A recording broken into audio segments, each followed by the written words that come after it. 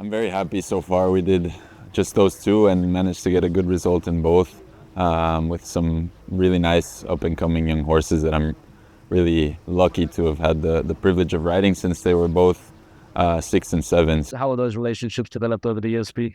Yeah, actually, they were both always very special horses, and since we saw them as young horses at local shows in Belgium, Ganesh I got when he was a 6-year-old.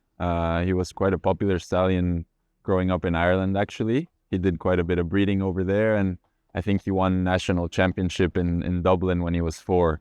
And I've ridden him since. He's always been actually very straightforward, easygoing. As a stallion, he has a little bit of a character, so we've had to deal with that, not push him so much. We do kind of the same with all our young horses. We don't really push them until the end of their 9-year-old year, because I believe they can get bored quite easily if you do a lot with them, especially the talented ones that are able to do it. It's very hard not to do it with them. Now beginning of 10, and I'm happy to say that they both kind of reached it when we expected, and they've been doing amazing. Me and my trainer, Eduardo Menezes, who also jumps on the team with me, we like to do a lot of planning in advance, as much as we can at least. And we always sit down in January, kind of in Wellington, when our season is going to get started, and we plan out kind of what our goals are for each horse and the road we would like them to take.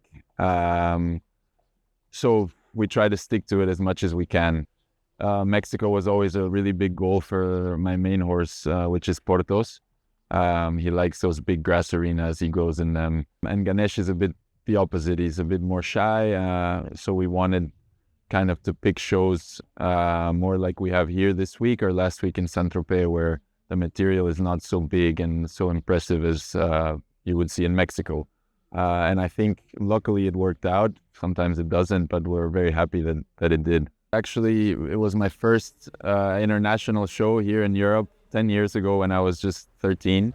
And I won my first class here, the 140. So it kind of sparked my dreams and my interest in becoming a top rider.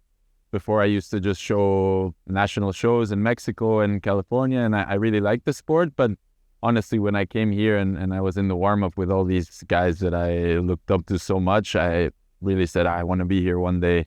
So to be here 10 years later, it's very special, and to get a chance to compete with the best of them is a really nice feeling.